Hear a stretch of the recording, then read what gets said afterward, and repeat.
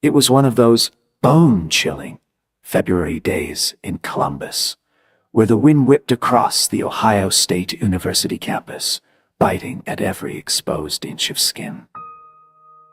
Inside the sprawling Thompson Library, however, a quiet warmth enveloped the countless study carrels and tables. Barbara and Jerry, both juniors and deeply entrenched in the brutal reality of exam week, had sought refuge in a secluded corner room. Their astronomy class assignment, a creative story about astrology, loomed large. Yet their brains felt like overcooked spaghetti after countless hours cramming for calculus and organic chemistry. "Hey, Jerry," Barbara mumbled, pushing a stray lock of hair from her eyes. "This astrology thing. I'm drawing a blank." Jerry, equally exhausted, offered a weak smile. "Tell me about it. My brain's running on fumes. Maybe a 10-minute power nap recharges the creative juices, right?" Barbara nodded, already leaning forward, head propped on her folded arms. "Sounds like magic right now." They both closed their eyes, intending a quick refresh, but the cozy warmth and profound exhaustion conspired against them. Within moments, the soft hum of the library faded, and they both drifted into a deep, shared slumber. In the dream, a kaleidoscope of iridescent colors swirled around, stretching into an infinite horizon. A soft, melodic hum filled the air like wind chimes made of starlight.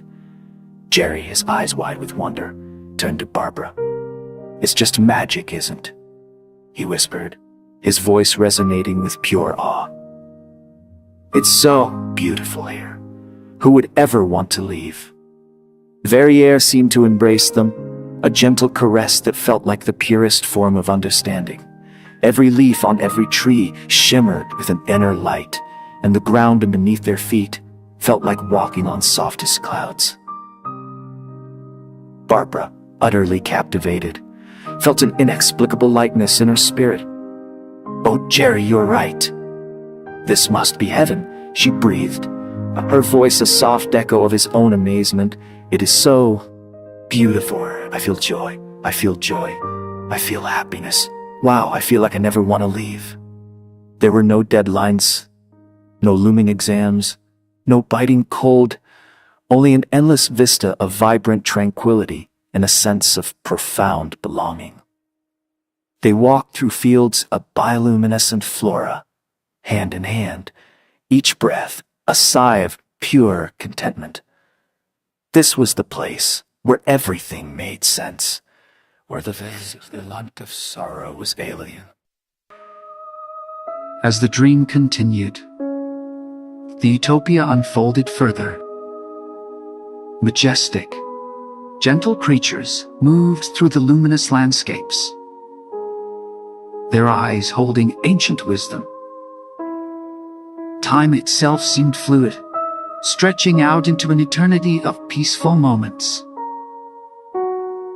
The air was rich, with the scent of blossoming flowers that pulsed with gentle light. It was a world felt like it had been born on Saturn, far removed from the clamor and complexities of Earth. A pure and uncomplicated existence where dreams came true just by thinking them. They watched as stars danced in the pastel sky, not distant or cold, but close enough to touch, their light warming them from within. This was the ideal, the perfect escape they hadn't even known they craved. Suddenly, a distant, metallic clang pierced the ethereal peace. It vibrated through the dream, growing louder, more insistent, more jarring. Clang! Clang! Clang! It was an insistent, jarring sound, pulling them inexorably away from their celestial heaven.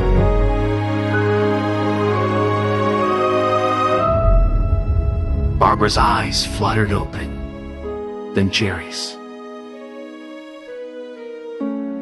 The library lights were glaringly bright, the familiar scent of old books replacing the dream's fragrant air.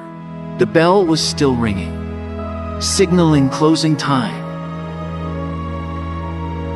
They looked at each other, their expressions mirroring a shared longing. Back to reality. Jerry sighed, a hint of genuine wistfulness in his voice. Barbara nodded slowly, a profound sense of loss washing over her. "Can I have my dream back?"